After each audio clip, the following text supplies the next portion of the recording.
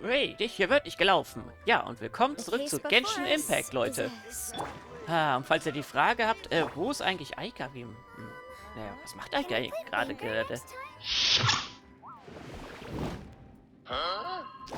Jubi, guck mal, was ich mache.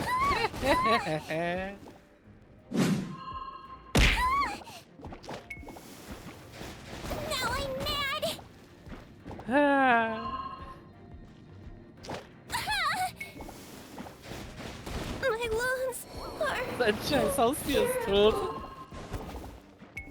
Flawless Victory. Ah ja, stimmt, genau. Ich hoffe, das zählt nicht als Melusinen-Snuff. Okay, wo waren wir stehen geblieben?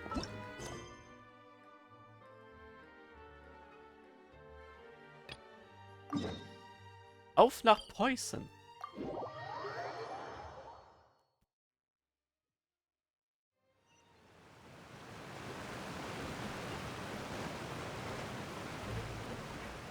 Es wäre eigentlich ganz witzig, wenn ich das Schiff immer weiter verändern würde mit der Laufe der Zeit, aber das wäre wahrscheinlich zu aufwendig. Im Sinne von, dass es halt immer weiter ausgebaut wird. Also irgendwie erinnert mich dieses ganze Metalldorf hier an die Szene mit den Zimmermann und dem Walross aus Alice im Wunderland. Das sah doch auch alles so zusammengezimmert aus. Wenn ich mich richtig erinnere. Apropos, Alice im Wunderland. Soll ich mal hier Madness Returns mal spielen? Also das erste will ich ja nicht spielen. Das ist ja mehr so ein Jump'n'Run aus Ego-Perspektive und naja. Springen aus Ego-Perspektive ist nicht mal so geil. If I remember correctly, this is where he's staying. Who is it? It's me. Is the script ready? You came all the way here for that? All right. Forget that for now. Just come on out. We've got some great news. Nice try. Look, just give me some time, okay? I'm just wrapping up this last part of the script. I'll be out once I'm done. Okay then. Looking forward to your masterpiece. Genau, mach ihn erstmal ein bisschen Druck. So, as expected, he's missed the deadline. The ending is one of the most important parts of the show. Even once he's done, it isn't final until we've all had the chance to read through and make sure we agree on it. Someone told me they'd just seen you in Poisson. I assumed it was a case of mistaken identity, but sure enough, here you are. And Farina, too. I was wondering if we might run into her. So, you're here for Paolo? Looks like he could be a while, so feel free to take a stroll around town in the meantime. I've made all the arrangements already. Oh, it's okay. We can just wait here. Thank you for being so considerate, Miss Navia. That sounds wonderful. We'll take that stroll. Get over here, you! How oblivious are you? How are things in Poisson now? Any better? Things are on the mend, but it's a slow process. Some people may never recover from the trauma they experienced. I'm sorry to hear that. I wish there was something I could do. Please, must our conversations take such a depressing turn every time we meet? We all have painful memories, but we don't have to let them cloud everything we do. And if you're trying to make a new start, perhaps it's best if you don't bring up the past all the time. Thank you for your words of comfort. You make a very good point.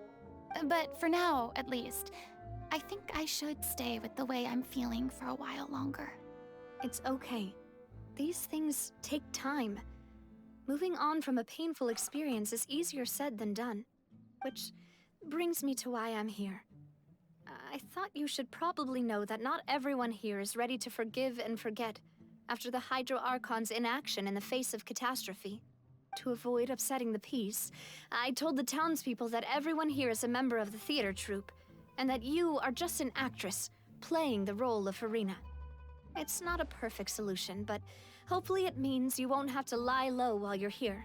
That's so thoughtful of you, Navia. Well, what do you expect? I am the courageous and considerate president of Spina di Rosula, after all, like my father before me. Anyway, that was all.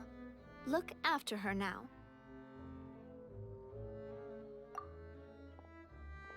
Off we go then. Let's take a look up there.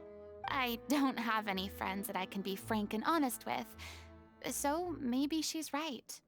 You're the closest thing to friends that I have. Ja, besser als gar keine Freunde zu haben, obwohl sie so beliebt gewesen ist. Naja, aber gut. Falls jetzt Leute jetzt fragen, hä, was war denn jetzt gerade? Schaut einfach mal nach der Navia-Geschichte mit den, wo sie, genau, den Gerichtsfall. Und Navia dann nicht mehr, naja, Hydroakon gewesen ist am Ende.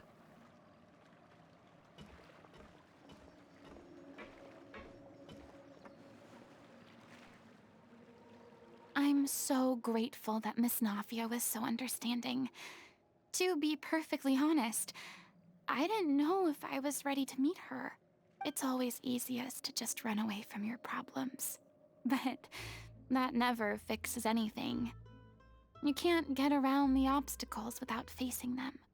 So that's why you were nervous when they brought up Poisson. Yeah. I'd be lying if I said I wasn't scared of coming back here. Still, I felt it was something I had to do.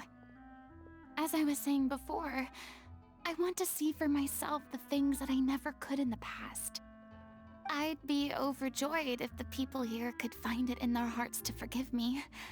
But they're more likely to unleash a tirade of vitriol against me. Which, of course, I completely understand and accept. Yeah, I can tell people are watching me. I'm sure some people here see the idea of someone coming to Poisson dressed as the Hydro Archon as extremely disrespectful. Fehlt noch, dass einer es so macht, so zeigt. Vielleicht ändert das jetzt nicht in einen wütenden Mob.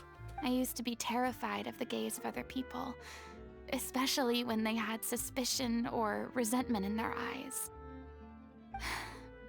I guess I wasn't quite ready for this after all. I'm not surprised you're making yourself go through all of this.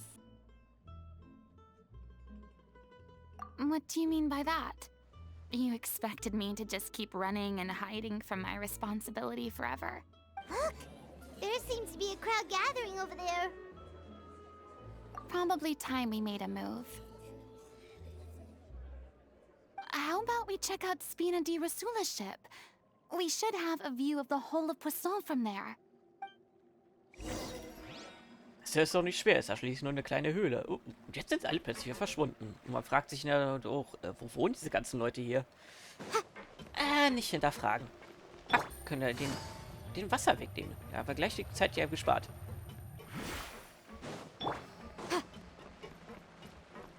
Gezwitscher, diese ganze Prophezeiungsgeschichte von wegen, dass Fontaine absaufen wird, aber nur Fontaine, komischerweise. Alle anderen drumherum werden es wohl nicht mitbekommen.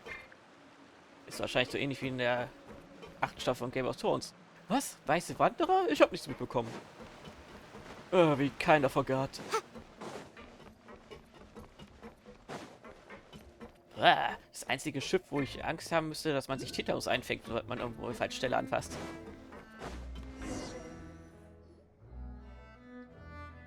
I'm sorry.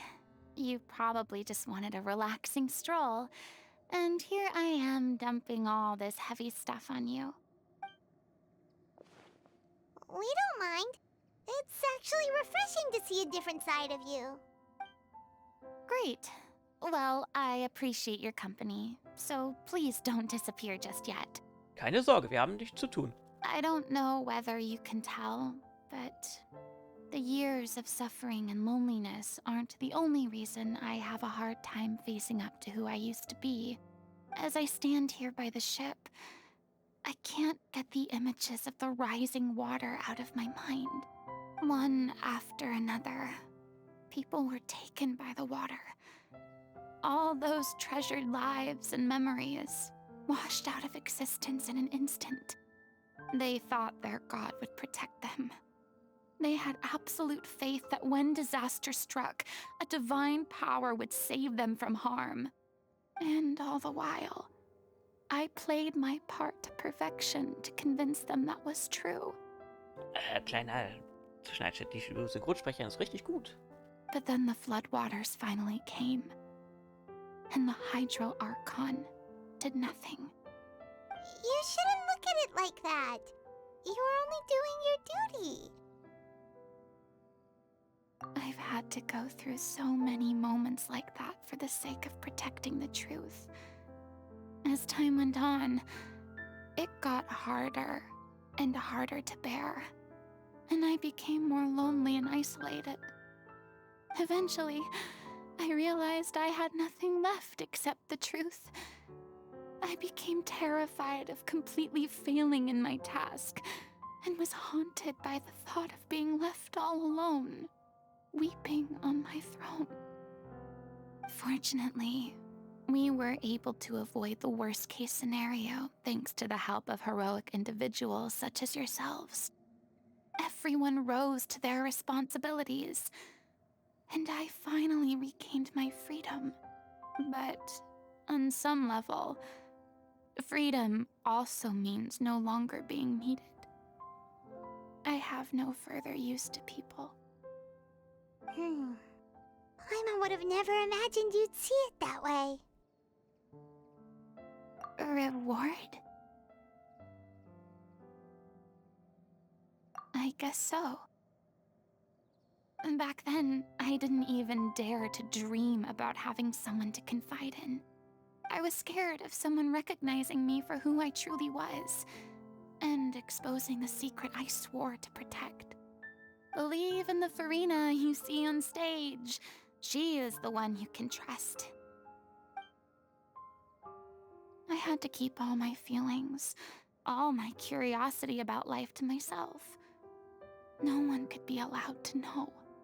That's what I really meant when I said I'm no good at maintaining relationships.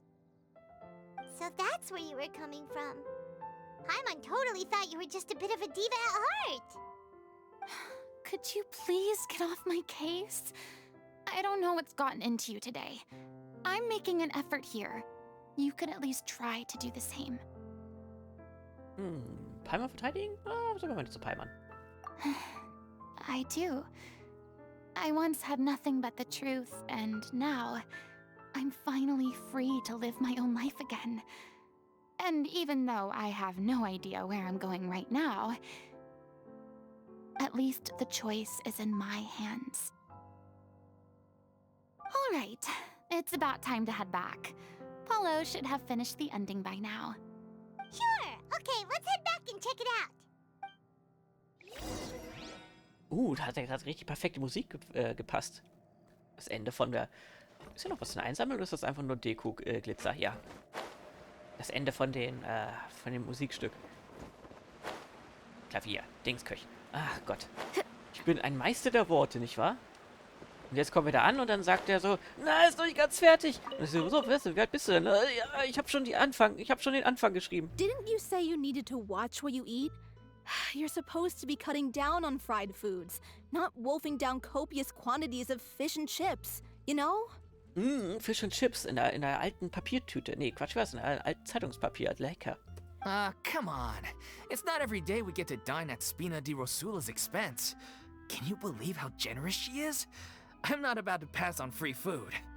Anyway, my character doesn't need to be slim and good-looking. That's your job. Are you kidding me right now? It's not your character's health I'm worried about, it's yours. I've spent my whole life battling the effects of ill health, and it kills me to watch you willingly ruin yours by filling yourself up with junk all the time. Oh no, looks like they're arguing again.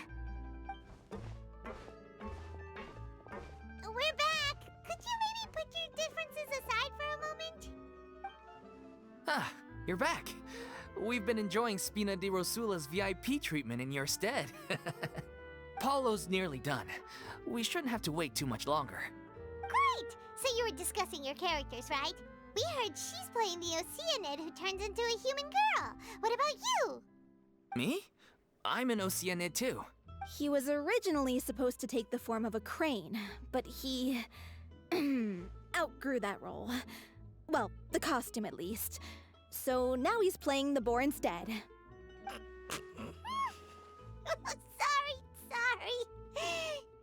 The boar's not a bad character, actually. He's the one who raises the little Okeanide, yes? That's right.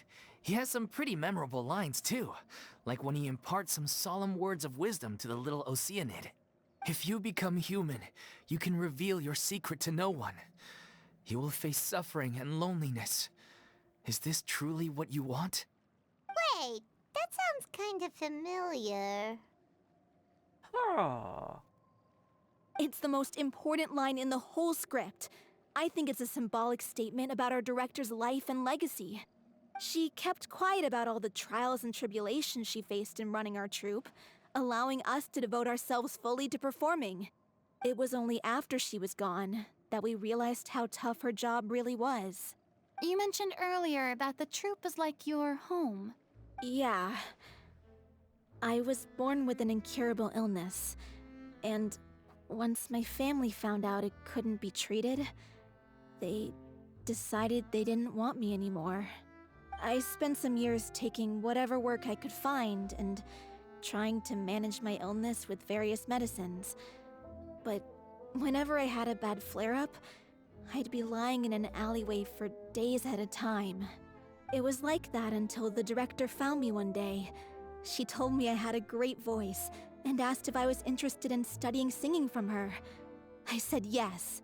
She took me under her wing, taught me to both sing and act, helped me find Mora for my meds, took care of me when my condition decided to flare up. I know it was all a huge burden on her. She sounds like a really incredible person. She really was. She gave everything she had to her troupe and the people in it. All of us were so proud to call her our director. I was a lost child too when she found me. As the child of a murderer, my parents weren't around when I was little, so I got sent to an orphanage. The other kids were always picking fights with me. They'd say things like, "Come on, you must be pretty tough if you're the son of a murderer." It was just to taunt me, though. I was an easy target, and they knew it. One day, I got beaten up so bad that I just couldn't take it anymore, so I ran away.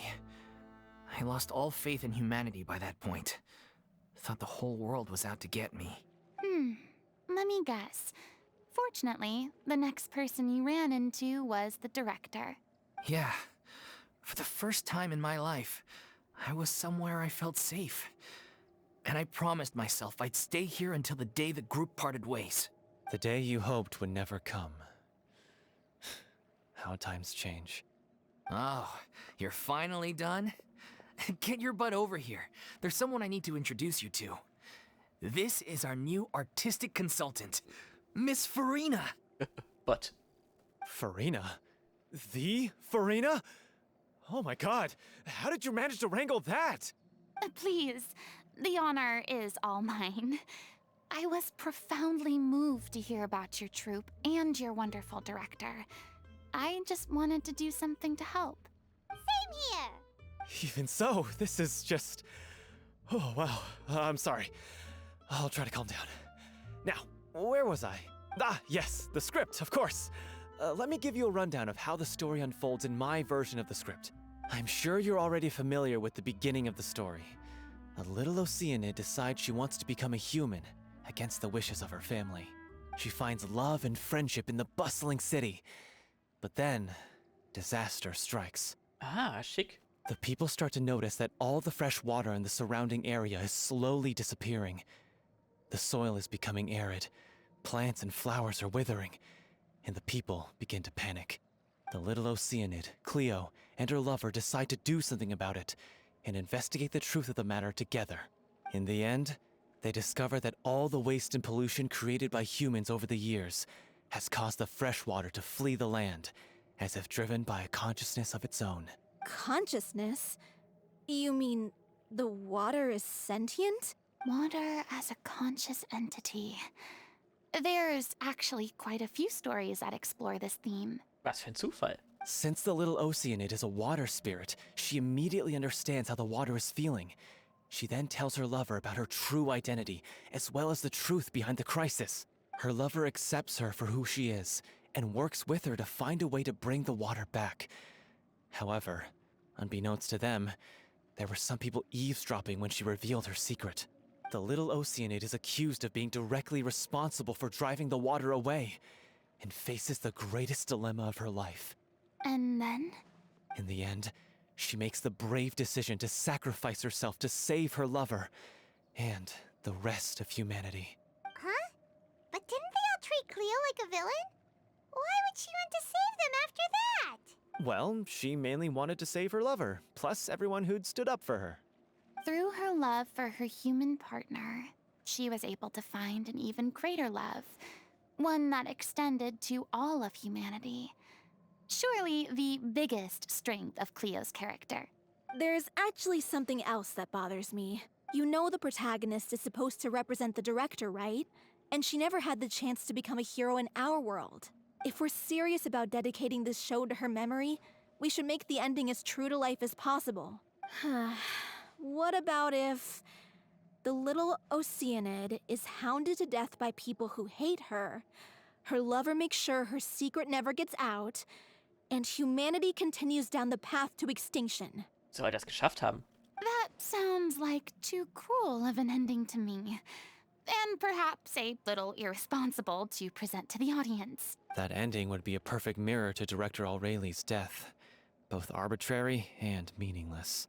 On the day when she went missing, Director Aureli had instructed us all, somewhat out of the blue, to leave the court of Fontaine and wait for her outside the city. We waited and waited at the rendezvous point, but she never came.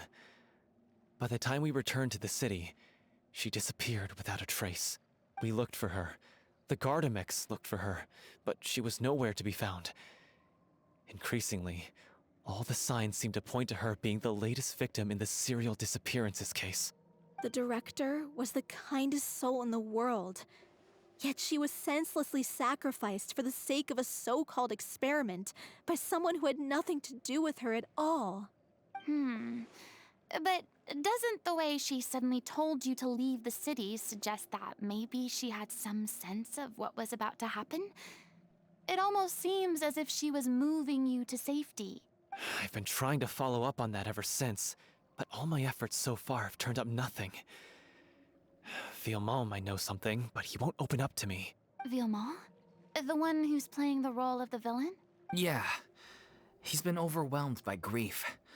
I think the director's death hit him hardest of all. Grief? Guilt, more like. Also, I have a hard time imagining that anyone took it harder than me. Because, well, speaking of the play being true to life, I was deeply, madly in love with Aureli. What? You kept that one quiet. Ich dachte jetzt sagst du, was? Du auch? It's time to be upfront with you all. No more keeping secrets from each other. We'll never be able to agree on the ending if we can't be honest about how we feel. I did tell her how I felt once, but she turned me down pretty much straight away. She said that we were all like brothers and sisters to her, and she'd never considered us as potential romantic partners. Not that it came as a shock or anything. It was what I was expecting to hear. So I told her I'd always be there for the troupe, and I'd always be there for her. I said, maybe one day in the future, when everyone's settled into their own lives and on the up and up, and managing the troupe no longer required her constant attention. Oh, das war noch Hydro-Dings. Well, maybe then she could reconsider what she really wanted in her life. And now, that day will never come. Oh, Paulo. So if I'm the one writing this ending, then I'm gonna make sure it does right by Aureli. I won't let anyone get in the way of that. In that case, you have to straighten things out with Villemont once and for all, face to face. We've all had our differences of opinion over the ending, but those two have never seen eye to eye on anything. One of them has to compromise if we're ever going to reach a final decision. Well, if that's where we're at, looks like it's time to go visit Villemont. Are you ready to face the truth? Honestly, I'm slightly terrified. But for the sake of our final performance, I'll do whatever it takes. Funny you should ask, though. You really do get what I'm going through right now. I certainly do. Come on, everyone. Allons-y! Allons-y! Okay, dann auf nach Villemont. Wo sitzt er denn? Ach, da. Okay. Ach, die Häuschen. Hydrolokus. Hydrolokus? Na, egal. Okay, Leute, dann sehen wir uns dann in der nächsten Folge von Genshin Impact. Bis dann.